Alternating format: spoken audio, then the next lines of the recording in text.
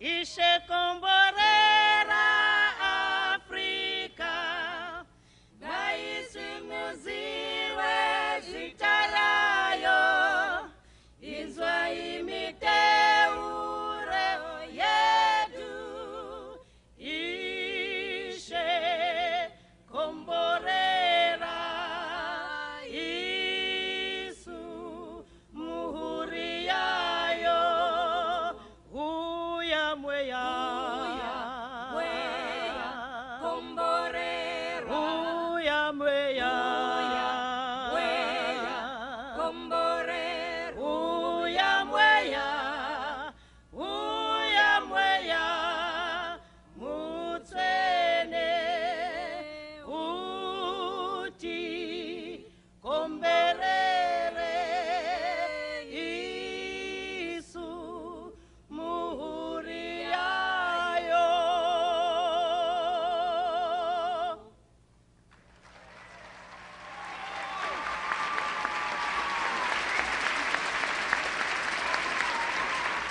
My name is John Denver, and it is a great pleasure to welcome you to the second annual award ceremony of the Africa Prize for Leadership for the Sustainable End of Hunger.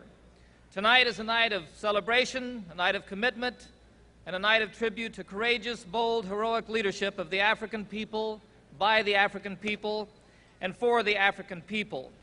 To open our evening, we are deeply honored to have with us the man chosen by the governments of the world to lead the United Nations, a man whose courage and determination are providing the leadership which is turning the highest aspirations of the world's people into solid advancements in eliminating poverty, promoting justice, and achieving peace. It is my great privilege to introduce the spokesperson for humanity, the Secretary General of the United Nations, Mr. Javier Pérez de Cuellar. The Secretary General.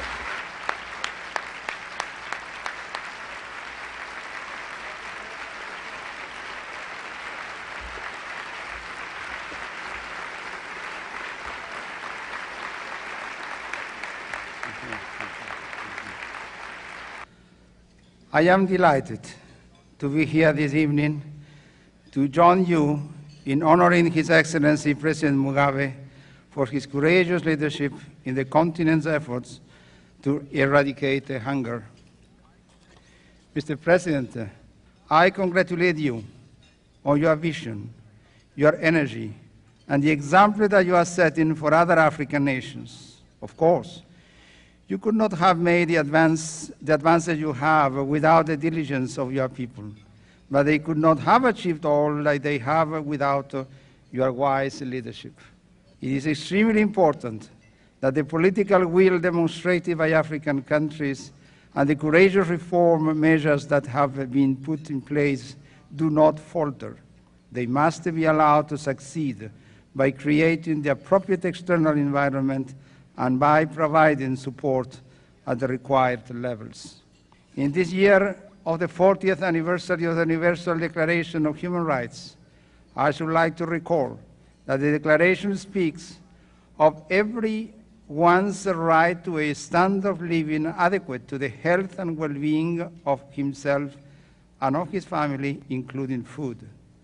The right to proper nourishment is a basic human right, and your efforts to conquer hunger should to be seen in that light. The Africa Prize, designed as it is to inform and alert public opinion both inside and outside Africa, is making an important contribution to public awareness.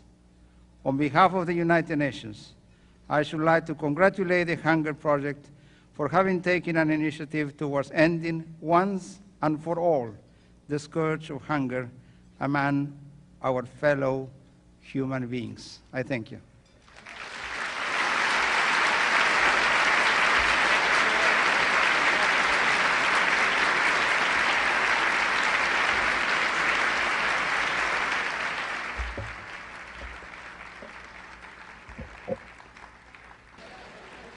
We have received the following greeting from Prime Minister Rajiv Gandhi of India. He says, I am delighted to learn that His Excellency Robert Mugabe has been awarded the second annual Africa Prize for Leadership. It is an honor he richly merits, a well-deserved recognition of the policies which have ensured sustained progress in Zimbabwe's agricultural performance since its independence. Zimbabwe has set an example to all of Africa for the attainment of self-sufficiency in food. India stands ready to share with Africa the experience and expertise we have gained in this field. From Prime Minister Rajiv Gandhi of India. I would like to conclude by reading this one last message. The stature of a man may be measured quite simply by observing how he tackles a problem. He may sit and weep and do nothing, or he may see the problem as a challenge, roll up his sleeves, and get on with doing something about it. Today we are honoring a man who has done just that. A man of action who, with determination and resolve, has begun to do something about the plight of people who are hungry.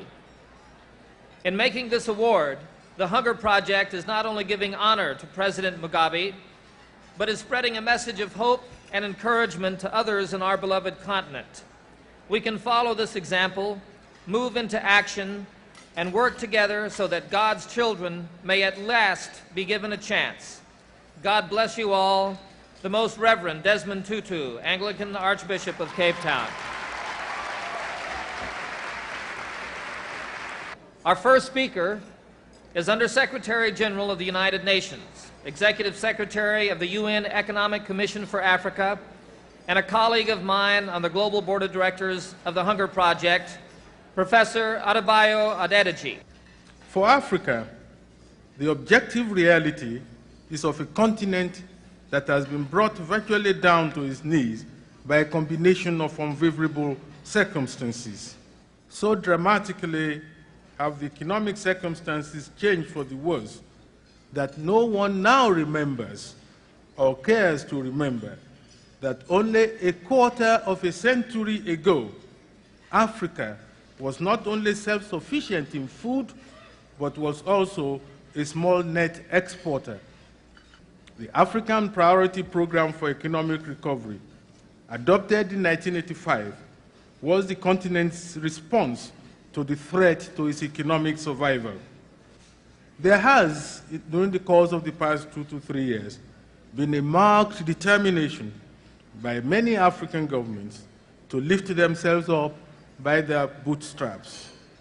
Economic reform measures and structural adjustment programs, rehabilitation and development of agriculture, development of sectors in support of agriculture and rural development, the development of human resources, population control, popular participation, and an increasing role for women to play in the development process are objectives that are being pursued vigorously by one African government after another.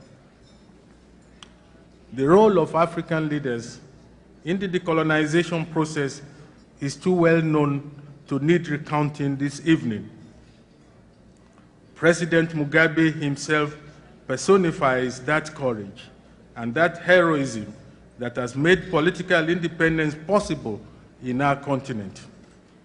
But even more daunting is the economic emancipation of Africa and the challenge that it poses in the years ahead.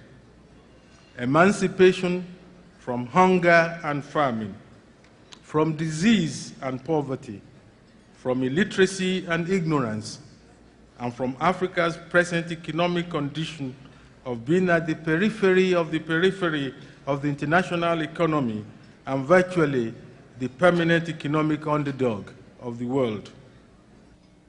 If the Africa Prize of the Hunger Project contributes in any way, however small, to this process, to this new sense of urgency and realism, it will have achieved its objective far beyond the expectations of its originators. I thank you.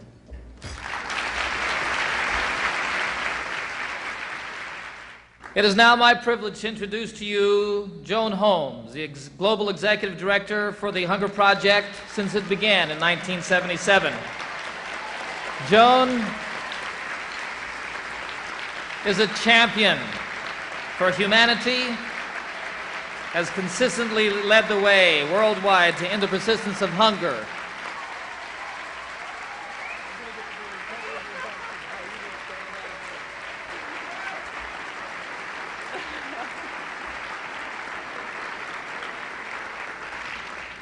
Tonight is an opportunity to acknowledge leadership.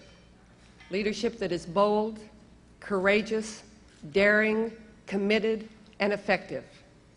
Leadership that can produce what will be humanity's greatest achievement, the end of the persistence of hunger. The Africa Prize pays tribute to this leadership.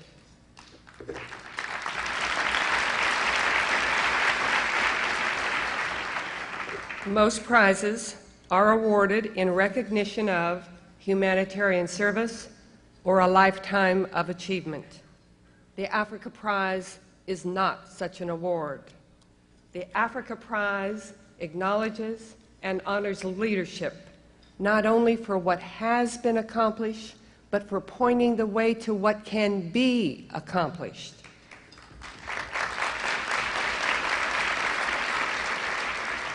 Leadership that calls forth a new future. Leadership not as a role, not as a position, not as a title, but as an authentic, effective, courageous expression of commitment.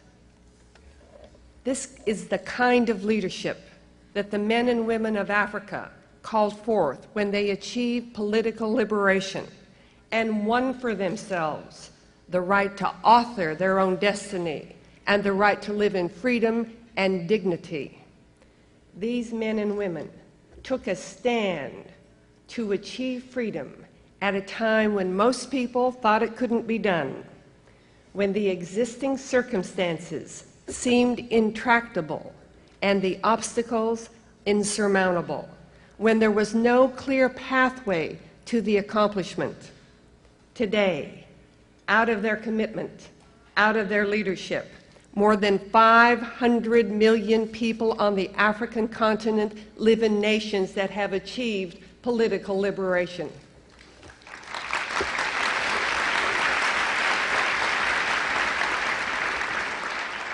As a leader, one is called upon to sustain commitment and action in the face of problems and opposition. The challenge is not only to do things right, but to do the right things, to not only get the message across, but to be the message itself. A leader is faced with not only taking the next step, but with creating many openings, new openings, in which many can step, contribute, and make a difference.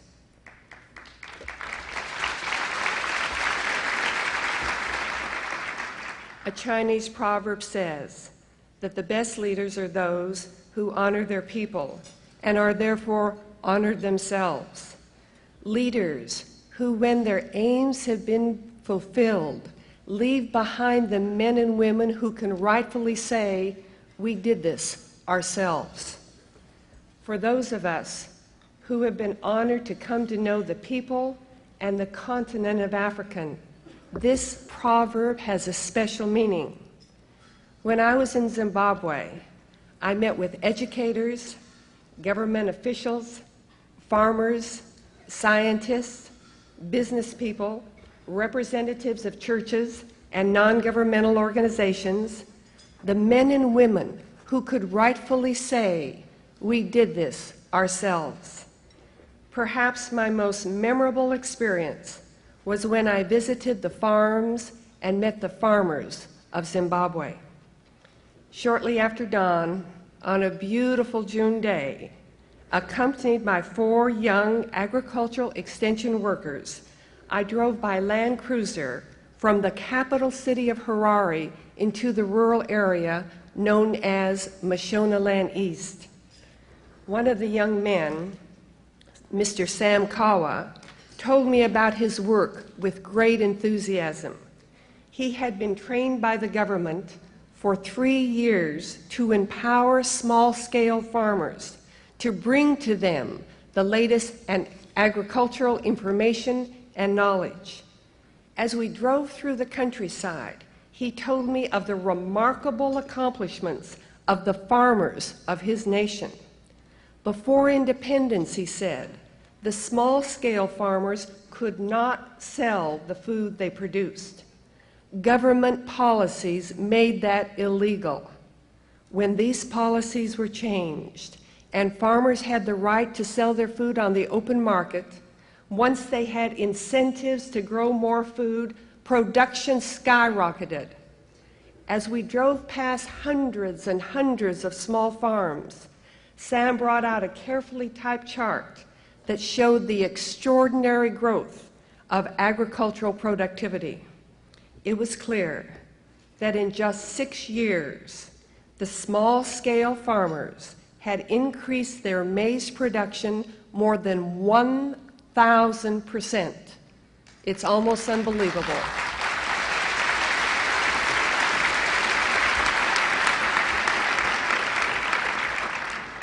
The real story of Zimbabwe, Sam told me, can be found among the farmers. In this country, rural people now decide their own destiny. Later that day, I participated in a weekly meeting of 50 women farmers. Sitting on the ground under the shade of a huge baobab tree, these farmers and the team of the extension workers engaged in animated discussion about how to improve the agricultural productivity of their land. The day I was there, the discussion focused on the importance of drawing up budgets, the latest methods for pest control, and the best use of fertilizer. When I asked the women, what difference does this all make in your lives? They replied, we now grow enough food to feed our families. Our babies are healthy. We are improving our farms. We have more income, and we are learning to read. Over the next several days, I saw firsthand what many people refer to as the agricultural success story of Africa. I visited many farms and spoke with many farmers. I shall never forget meeting one of Zimbabwe's most successful commercial growers who told me, if you ever have the opportunity to meet Prime Minister Mugabe, tell him from me, thank you for what you've done for the farmers of this country, both white and black.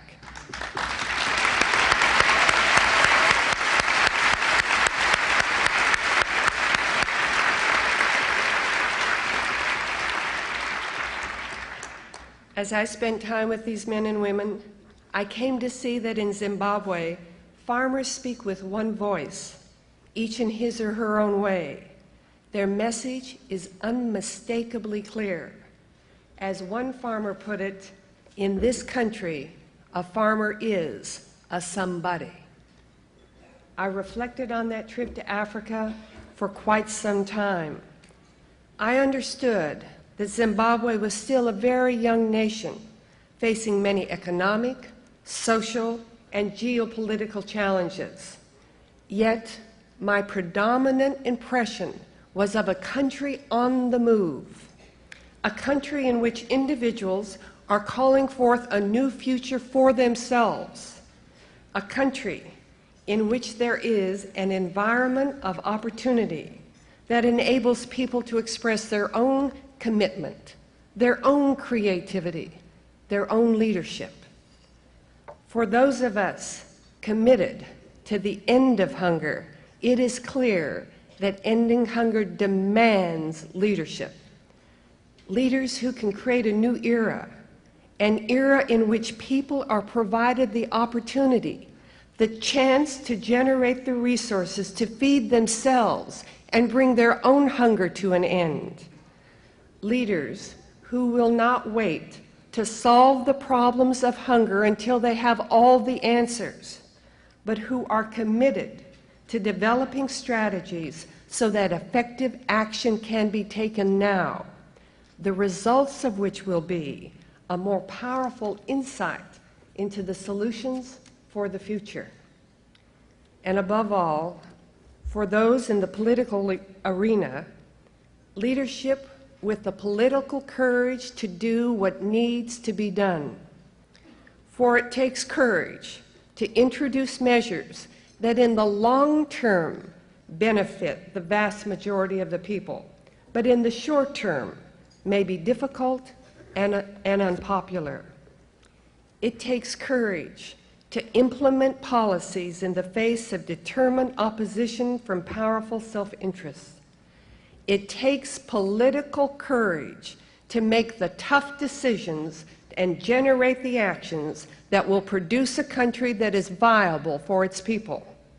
And yet, those leaders who have the courage and the commitment to act on their convictions, who have the boldness to make the tough decisions, who have the vision to seize the opportunity that a new moment in history makes possible, those leaders will be known to the future generations as men and women who served their people.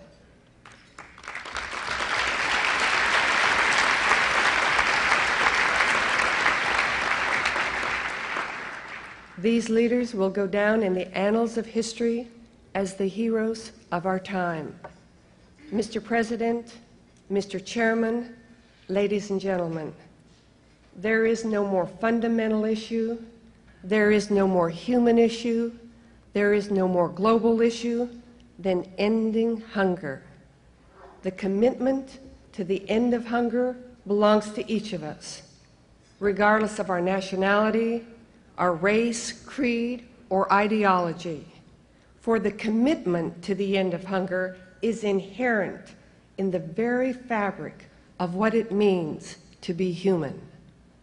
It is therefore appropriate that the Hunger Project, a project that expresses the commitment of millions and millions of people around the world, be the project that has the honor and the privilege to award the Africa Prize for Leadership for the sustainable end of hunger.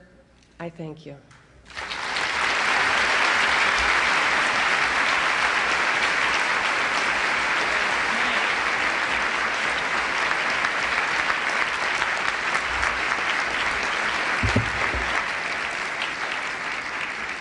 It is now my honor to introduce to you the chairman of the Africa Prize jury, Mr. Bradford Morse, a man who is known throughout the world as a humanitarian, a statesman, and a peacemaker.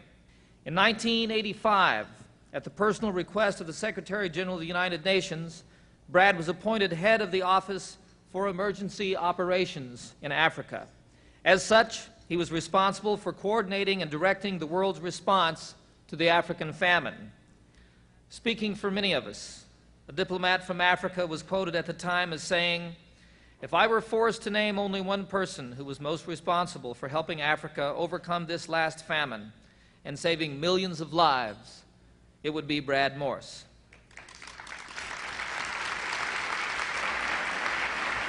Beautiful, John. God love you.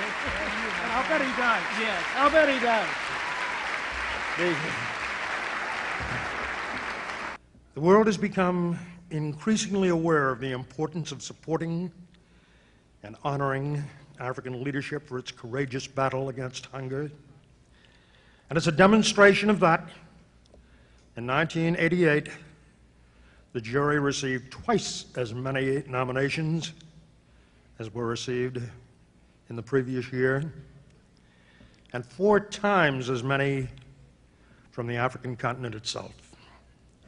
Together, those nominated demonstrate the range of leadership necessary for the sustainable end of hunger on the African continent. For our nominees this year included heads of state and government, scientists, educators, leaders of peasant movements, leaders of non-governmental and intergovernmental organizations and agencies. And the leadership of these men and women has inspired tremendous achievement. It has motivated Africans throughout the continent to grow more food, to resist and seek to reverse the march of the desert, to preserve, to expand their forests, to provide education, health, and hope for their children. And from this extraordinary field of candidates, the jury selected the recipient of the 1988 Africa Prize, President Robert Gabriel Mugabe.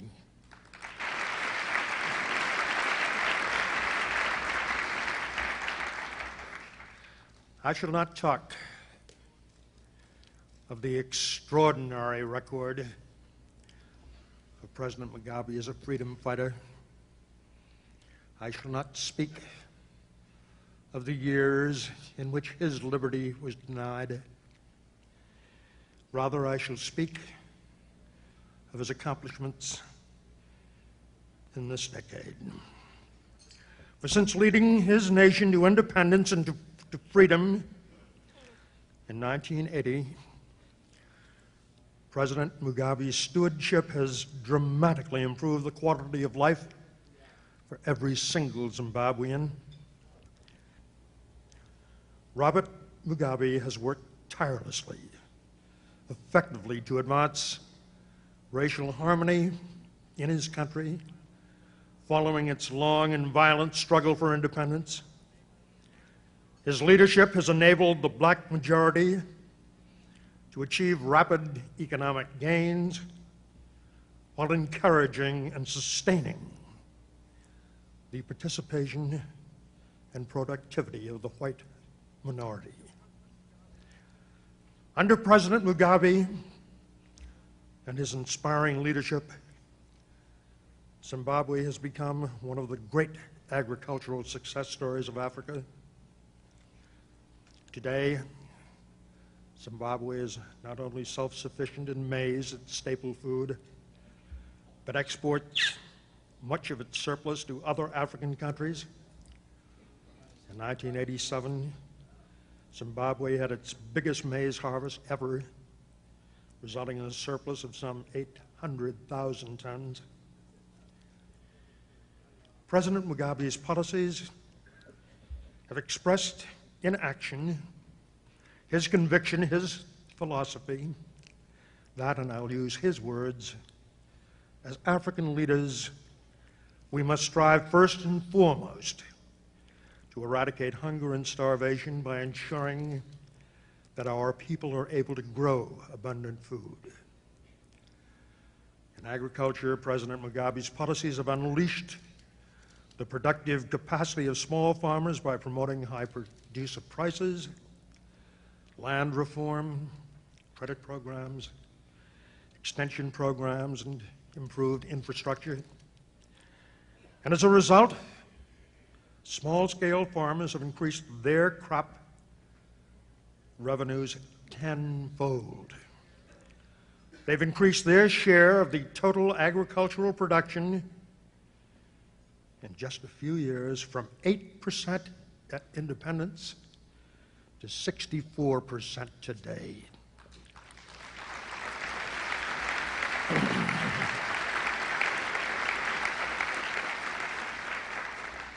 Encouraged by President Mugabe, Zimbabwe's farmers have formed their own innovative national farmers associations, new networks of indigenous development agencies that foster the dignity, the progress, and leadership among and for all the people. President Mugabe's policies have enabled the women of Zimbabwe, who perform two-thirds, mind you, of the agricultural work, to have equal rights to land, to agricultural training, and to credit. Two-thirds in education. The President's policies have doubled the number of schools, tripled the number of teachers, and school enrollment has increased 300% since independence.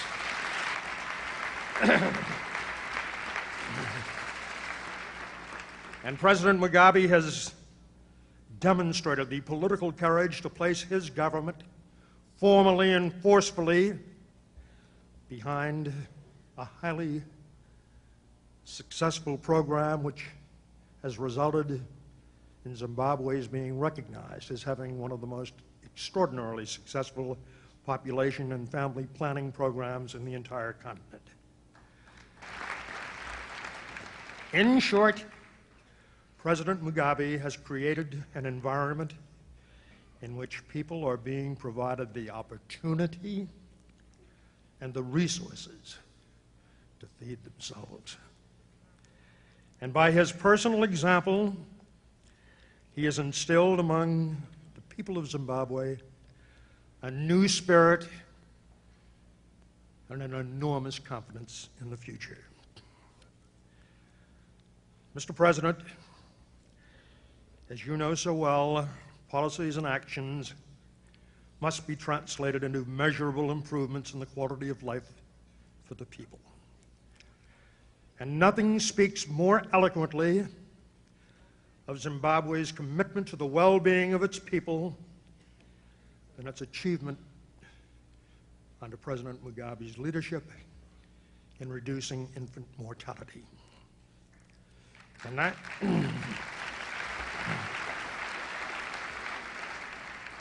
in 1979, the infant mortality rate in Zimbabwe stood at 127 per thousand. Today, it's declined to 79, a drop of nearly 40%.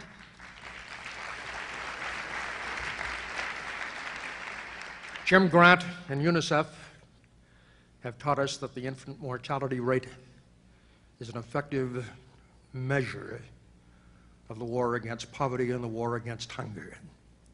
And I think it's fair to say that Zimbabwe is poised to be one of the first countries, if not the first, on the continent to end the persistence of hunger.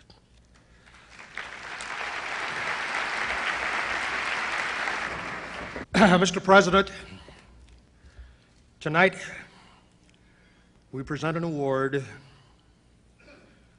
which honors your courageous, your wise, your inspired, your inspiring, your unyielding leadership.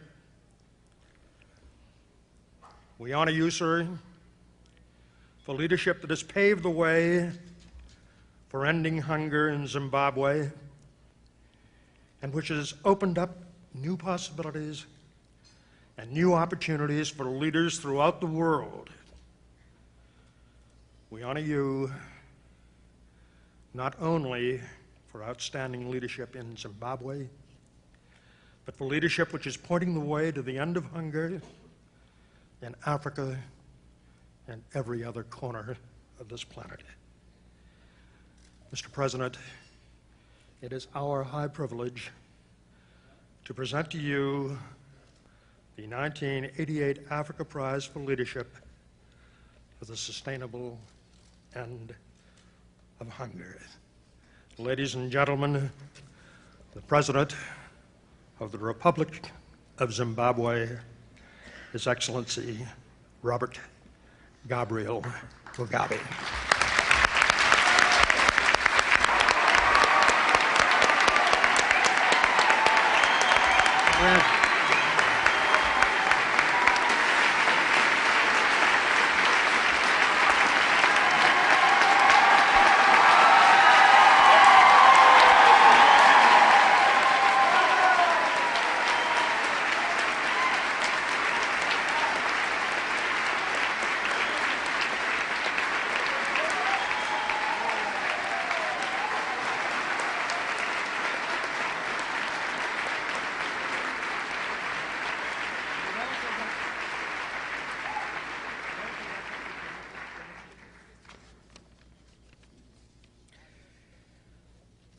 I personally feel most singularly honored and privileged to be here today to receive the Hunger Project's second annual Africa Prize for Leadership for the Sustainable End of Hunger.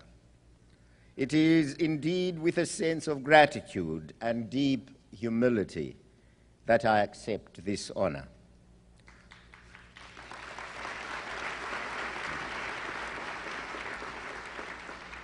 I do so with the full knowledge that this prestigious prize is not for me alone, but is, even more importantly, for the people of Zimbabwe.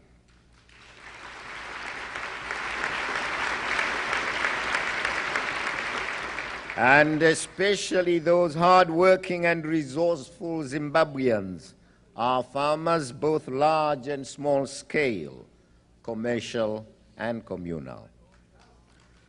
On my own behalf and on behalf of my country, I also wish to pay tribute to all those persons, honorable men and women, who have dedicated and invested their ideas, thoughts, and financial resources into the establishment of the Hunger Project.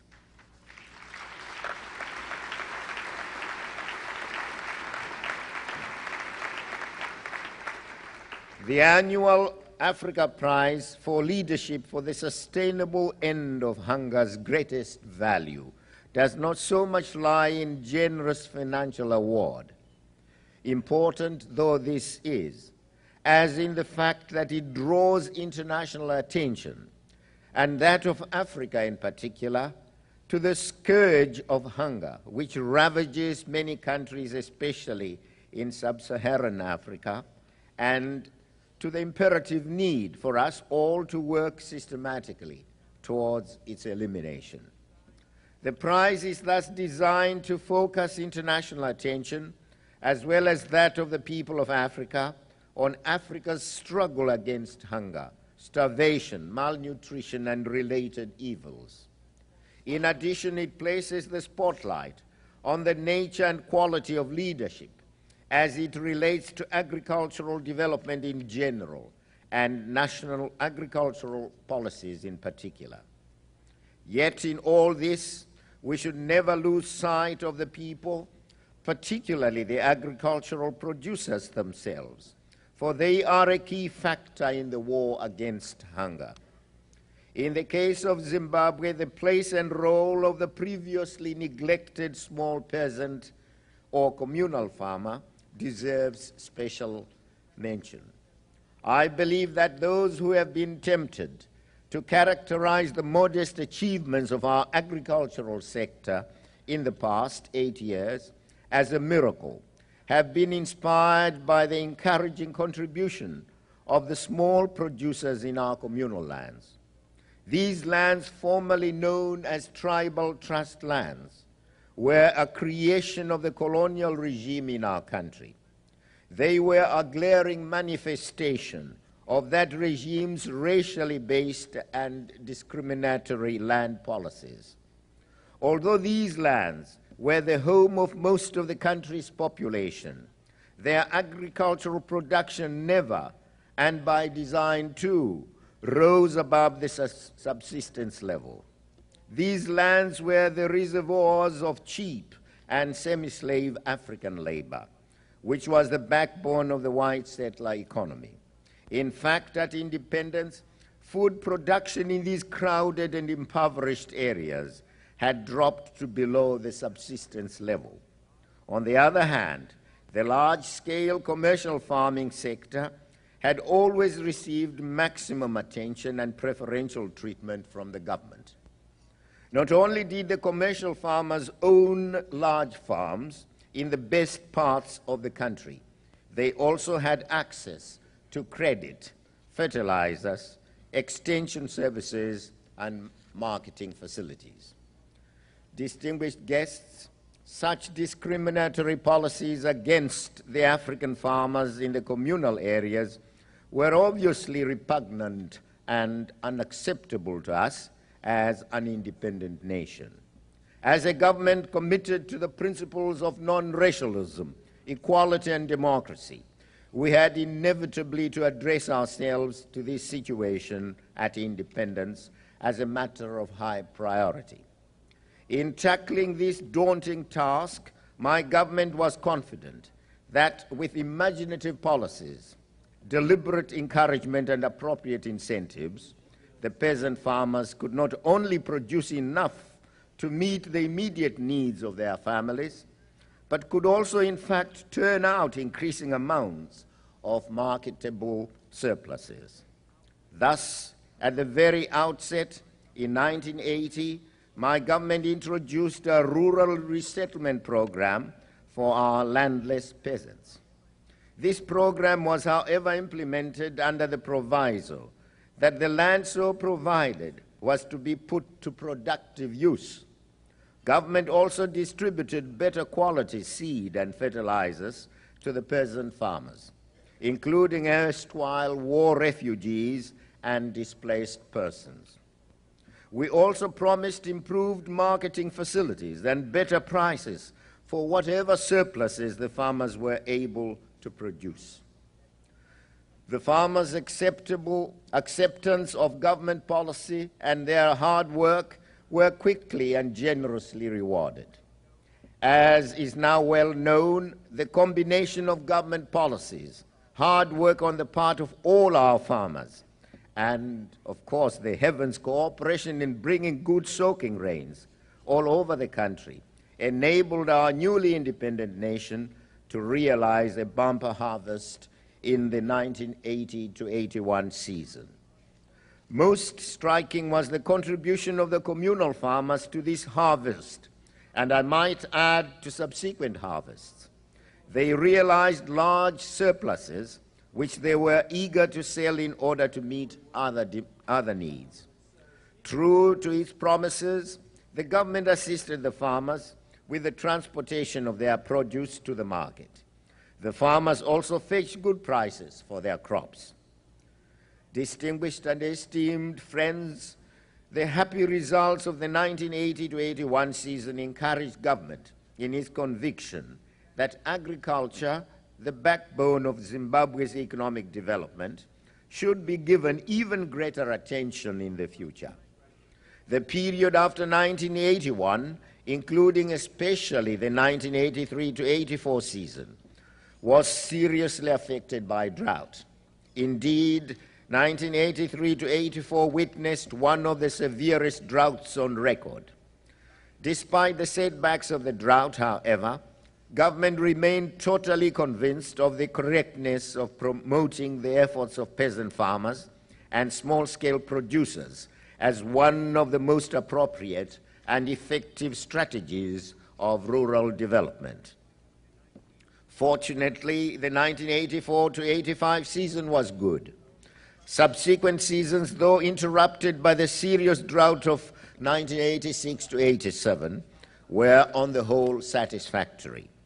This year is, however, a particularly good year across the country. As a result of the above efforts, the place of the peasant producer in ensuring adequate national food security has been firmly established.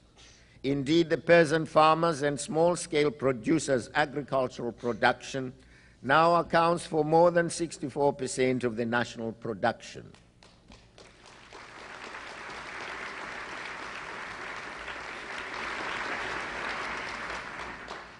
Ladies and gentlemen, comrades and friends, the story of Zimbabwe's modest success in waging its war against hunger, starvation, malnutrition, and related diseases can be told in words and illustrated statistically.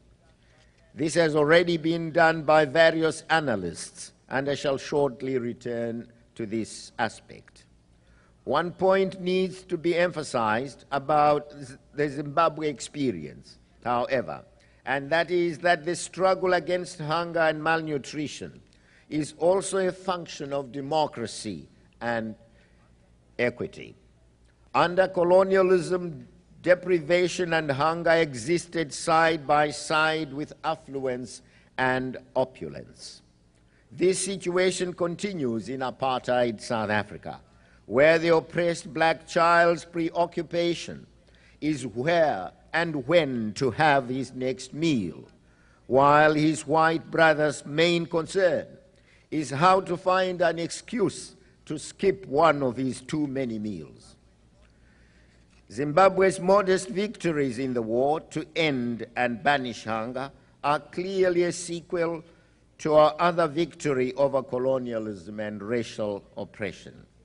Independence brought with it opportunities for the majority of our people to be involved in productive activities, including agriculture. National independence and the new democratic order have enabled the introduction of appropriate land reform programs, which are a prerequisite to a successful agricultural revolution. As earlier observed, the positive result of these policies has been rapid increase in the contribution of peasant farmers to the national production figures, household food security, and to the overall agricultural economy. For example, the production of key crops like maize and cotton by the small farmers is now almost on a par with that of their large-scale commercial counterparts. In the year ending 30th September 1986, small-scale and communal farmers delivered 819,000 tons of 45% of the maize grain total, compared with 38,000 tons in the year ending 30th September 1980.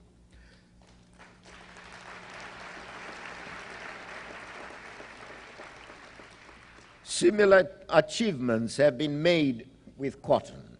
In the year ending February 1987, small-scale and communal farmers delivered 55% of the total compared to 10% of the total intake of 1980. On a national scale, surpluses have also been recorded in beef and dairy products, small grains and horticultural products. Milk intake by our Dairy Marketing Board, for example, increased from 150 million litres in 1981 to 82 to 222 million litres in 1986-87, resulting in a positive impact on nutrition.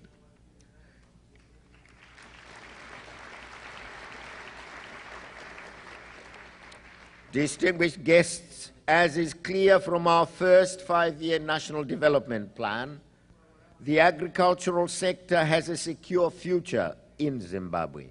Yet there is also much room for improvement, including the need to improve yields significantly, particularly in the communal subsector. To this end, we have set up farming system research units in order to further understand the farmers' priorities and constraints. We are also continuing with the process of strengthening our existing extension services. Our researchers still observe a big gap between their experimental plot yields and the theoretical potential yields calculated from the amount of solar radiation falling on our fields. As the grain yields per unit area are increased nationwide, we feel encouraged to diversify our agricultural sector to encompass more crops, thus broadening the nutritional base and creating new possibilities for rural development and employment. A sound agricultural base facilitates the realization of forward and backward linkages with industry. Comrades and friends, while Zimbabwean farmers seem to have been reasonably successful, the government continues to be concerned about the phenomenon of land degradation through soil erosion. The rapid deterioration in the quality of land is only matched by the high growth rate of our population. It is clear that a rapidly deteriorating resource base will soon be unable to sustain a fast-growing population unless both trends are arrested. For this reason, we are intensifying our family planning programs. At the same time, we have applied various resource planning and management techniques, including, though currently only experimentally, a new model known as holistic resource management, which we hope should ensure economic benefits and long-term ecological soundness. Mr. Chairman, the people of Zimbabwe know that they are not alone in the struggle against hunger and starvation. Our efforts constitute Zimbabwe's modest contribution to the regional or even continental food security efforts. Zimbabwe, as is known, coordinates the food security program of the SADC regional grouping. In this capacity, we commit considerable resources towards the development of regional strategies and plans to combat hunger, starvation, and poverty beyond our national borders. In addition, Zimbabwe also subscribes to and participates in a number of other regional and continental organizations concerned with issues of food production and agricultural development. This statement cannot, ladies and gentlemen, be complete without reference to the role and contributions of friendly governments, non-governmental organizations, international organizations, and specialized United Nations agencies. They have all committed substantial financial, material, and human resources towards the development of our food security. Their activities encompass a variety of programs in the rural areas, including water development and the coordination of the fight against locusts and other crop pests. The World Food Programme, the Food and Agricultural Organization, and the United Nations Disaster Relief Organization, to name only a few, are well known in Zimbabwe. I want to reiterate my country's determination to play its part in Africa's effort to eliminate the continent's persistent food crisis, as urged by the United Nations Programme of Action for African Economic Recovery and Development, 1986 to 1990.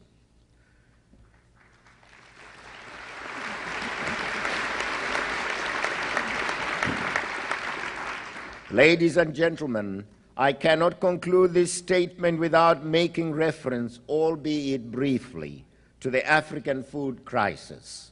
The facts of this crisis are well known, and I need not go into them in any detail. We all know of the harrowing pictures of haggard women and men, and above all, children with bony imitations of normal limbs and sunken eyes, all silhouetted against a blazing sun and all teetering toward virtually certain death in some remote, wind-swept plain on our continent.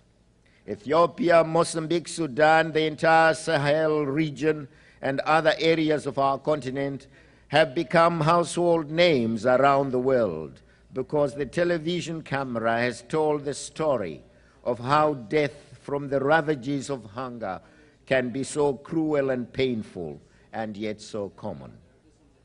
Can we escape responsibility, whoever we are? Can we stand aloof or switch off the offending pictures from our TV screens in favor of more acceptable fare?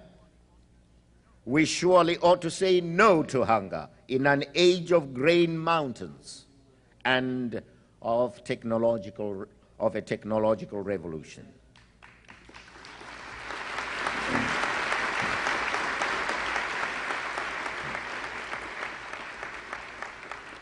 We surely ought to realize that while food handouts bring welcome relief, indeed life itself, to the starving, foreign assistance programs ought to be directed towards improving the productive infrastructure and capacities of the recipient countries.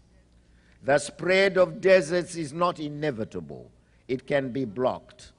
The destruction of tropical forests and the siltation of rivers are not God-ordained phenomena.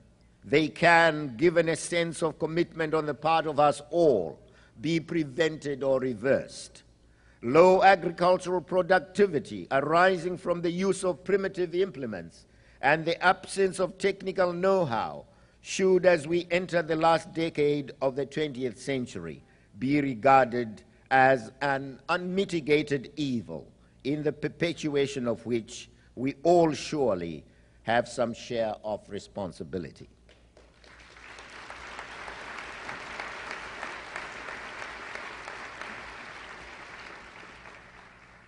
Ladies and gentlemen, if we remain cognizant of the fact that Africa was once violently subjugated and exploited under slavery and colonialism, it certainly is not too much to ask that in this day of the African political renaissance, the flow of economic benefit should be in the reverse direction for a change.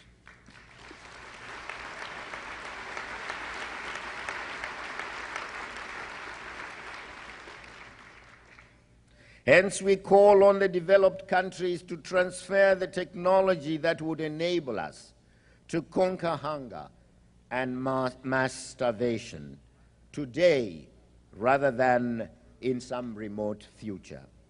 We call on them to realize that while today the continent of Africa may be viewed in some quarters as a disaster area, we Africans are determined to secure our future and to establish ourselves as tomorrow's continent.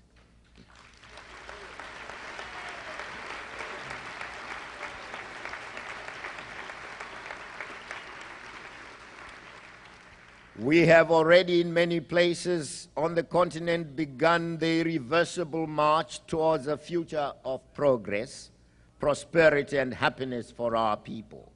Whilst we have no illusions about the weight of the responsibility that history has thrust on our shoulders, we are nevertheless determined to succeed. Those who share the burden with us, the Hunger Project among them, make the realization of success even more certain.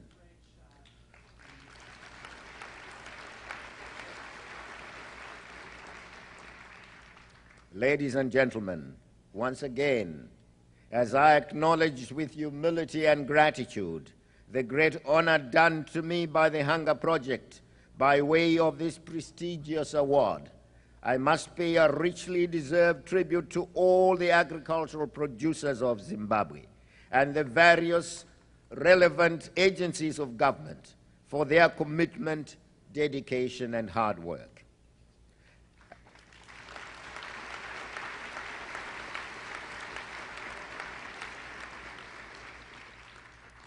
As I said at the beginning, I wish to say once again, this prize is ours together. I call on them and on all our people to view this award as a stepping stone, indeed an encouragement to yet greater struggles and achievements in the future, in the fight against underdevelopment and mass poverty and hunger. Once again, to Hunger Project, I say thank you, and thank you again. And I say this on behalf of the people of Zimbabwe and also on behalf of their government. Thank you.